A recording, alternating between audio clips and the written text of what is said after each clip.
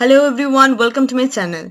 IPC के section 299 and section 300 के बारे में आज हम लोग डिस्कस करेंगे। बेसिकली आज हम लोग जो डिफरेंस है इन दोनों में, इसके बारे में डिस्कस करेंगे। कोई मतलब इनको एक्सटेंड में सेक्शन 299 में क्या कहा गया है या फिर 300 में क्या कहा गया है, इसको हम लोग डिस्कस नहीं करेंगे। बस जो बेसिक जो डिफरेंस है वो हम लोग डिस्कस करेंगे। Okay, so before that don't forget to subscribe my channel. Okay, so chapter 16 IPC के जो चैप्टर 16 है, जो कि है of offence affecting the human body, इसमें जो पहला सेक्शन है दैट इज सेक्शन 299 और जो दूसरा सेक्शन है that is section 300।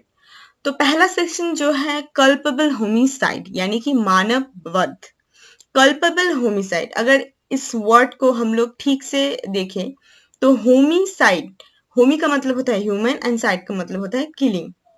Homicide word का मतलब होता है killing of a human being by a human being और कल्पेबल का मतलब होता है लायबल।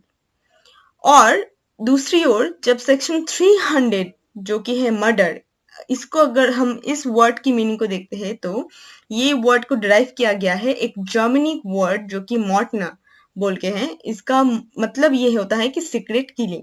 तो both the section was represent that killing, लेकिन मतलब दोनों सेक्शन में किल तो हो रहा है, लेकिन इस दोनों सेक्शन का जो पनिशमेंट है वो अलग अलग है। सेक्शन 299 का पनिशमेंट होता है 304 में और सेक्शन 300 जो होता है मर्डर, इसका पनिशमेंट होता है 302 में और दोनों का पनिशमेंट अलग अलग है।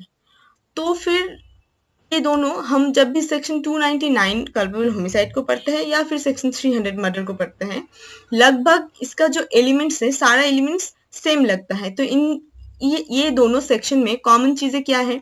दोनों सेक्शन में जो पहला कॉमन चीज है दैट इज डेथ। एक पर्सन का डेथ हो जाता है, वो कल्पेबल होमिसाइड हो या फिर मर्डर हो, दोनों सेक्शन में ही इंसान का डेथ हो रहा है। ये फर्स्ट एलिमेंट जो कि कॉमन है। फिर और क्या चीज कॉमन है?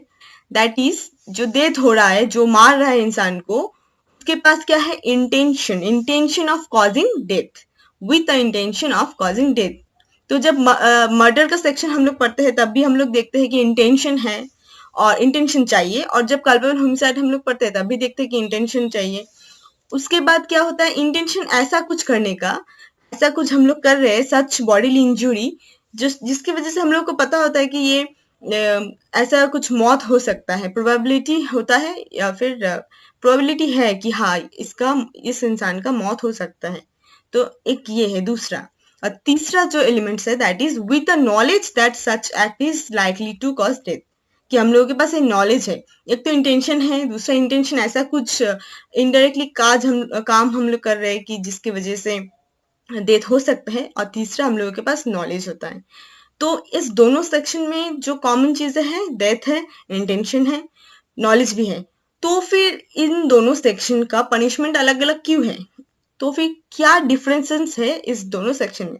क्योंकि और एक चीज मैं बताना चाहूंगी कि जो मर्डर होता है, हर मर्डर कल्पेबल होमिसाइड होता है, लेकिन हर कल्पेबल होमिसाइड मर्डर नहीं होता है। तो फिर ऐसा कौन सा स्टेट है जब कल्पेबल होमिसाइड मर्डर नहीं होता है? Let's discuss. तो इन दोनों जो सेक्शन होता है, सेक्शन 299 एंड सेक्शन 300, इसमें डिफरेंस क्या है ये जानने के लिए सबसे पहले हम लोगों को जानना पड़ेगा जो कि कॉमन जो फर्स्ट एलिमेंट था डेथ, ये डेथ का रीजन क्या है, क्यों इंसान का मौत हुआ। इस रीजन को जब हम लोग जानेंगे, इसका कारण को जब हम लोग जानेंगे, तब हम लोगों को पता चलेगा कि ये एक कल्पेबल होमिसाइड है या फिर ये एक मर्डर है। तो रीजन जानने के लिए सिर्फ रीजन जानने मतलब ये जो सारा रीजन जानना होगा, तो ये कहाँ पे दिया हुआ है? ये सेक्शन 300 में ही लिखा हुआ है। सेक्शन 300 में आईपीसी में क्या लिखा हुआ है कि एक छोटा सा लाइन मैंने यहाँ पे दिया हुआ है, that is Section 300 of IPC states certain exceptional under which if murder is committed, it reduced to culpable homicide not amounting to murder. तो ऐसा क्या है, ऐसा कौन सा एक्सेप्शनल है जिसकी वजह से कल्पेबल होमिसाइड मर्डर नहीं है, कल्पेबल होमिसाइड को मर्डर से अलग करता है? तो जो एक्सेप्शनल है वो हम लोग देख लेते हैं। तो जो पहला एक्सेप्शनल है that is grave and sudden provocation। तो अगर किसी इंसान का मौत हो जाता है और जिसने उनको मारा है उसका रीजन ये है कि प्रोवोकेशन की वजह से प्रोवोक किया गया है उनको, इसकी वजह से उन्होंने ये उनकी इसकी वजह से उन्होंने किसी को मारा है, प्रोवोकेशन की वजह से, तो ये क्या होगा, ये कल्पेबल होमिसाइड होगा, मर्डर नहीं होगा। नेक्स्ट रीजन क्या होगा, अगर ये जो मौत हुआ है ये अगर प्राइवेट डिफेंस या फिर सेल्फ डिफेंस की वजह से किया गया है कि खुद को बचाने के लिए, वहां पे और कोई रास्ता नहीं था, बस खुद को बचाना था, तो खुद को बचाने के लिए अगर कोई किसी को मार देता है, that is also culpable homicide not amounting to murder.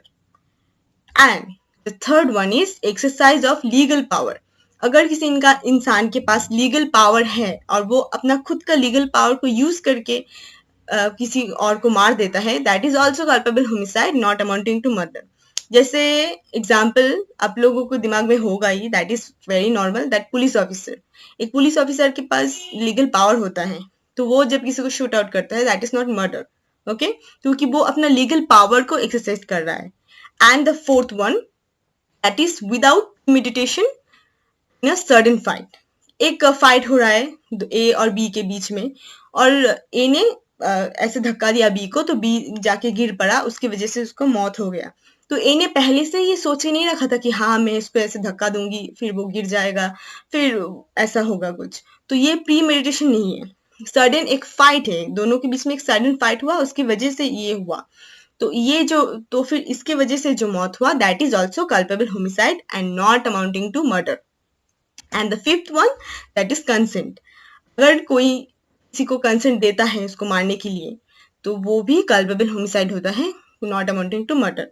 ठीक है, हो सकता है कि म्यूचुअली कोई एक साथ मरना चाहते हैं, तो एक एक दूसरे को शूट आउट कर देता है, और फिर मतलब उसके पास कंसेंट है कि हाँ तू मुझे पहले मार दे फिर मैं तुझे मार, नहीं शूट से तो ये नहीं होगा। सपोज लाइक पॉइजन, पॉइजन अगर खा लेता है कोई, तो हाँ पहले तू तू खा ले फिर बाद में मैं खा लेती हूँ, ऐसे दोनों एक दूसरे को खिला देते हैं, तो ये भी तो कंसेंट हुआ, लेकिन ऊपर से एक जन बच जाता है, तो that is also culpable homicide not amounting to murder, क्योंकि वो कंसेंट से खिलाया था पॉइजन, तो ये मर्डर नहीं है, ये कल्पेबल होमिसाइड है। तो दीज आर द 5 एक्सेप्शन जो कि होता है कल्पेबल होमिसाइड में। तो ये ही चीजें हैं जो कल्पेबल होमिसाइड को मर्डर से डिफरेंट करता है। I hope I really can clear your concept, थोड़ा काम में आया होगा। तो अगर आपको अच्छा लगा हो वीडियो, थोड़ा सा भी समझ में आया हो या फिर कोई हेल्प हुआ है समझने में, तो please don't forget to subscribe my channel. और कोई और टॉपिक में आप लोग वीडियो चाहते हैं तो प्लीज नीचे कमेंट कीजिएगा। और अगर वीडियो में कहीं पे ऐसा लगा हो कि जो कुछ चेंजेस या फिर कुछ प्रॉब्लम हुआ हो, तो वो भी आप लोग कमेंट कर सकते हैं, ताकि मैं उसे चेंज करने की कोशिश करूंगी, ठीक है, और इम्प्रूव करूंगी। तब तक के लिए thank you everyone, bye bye.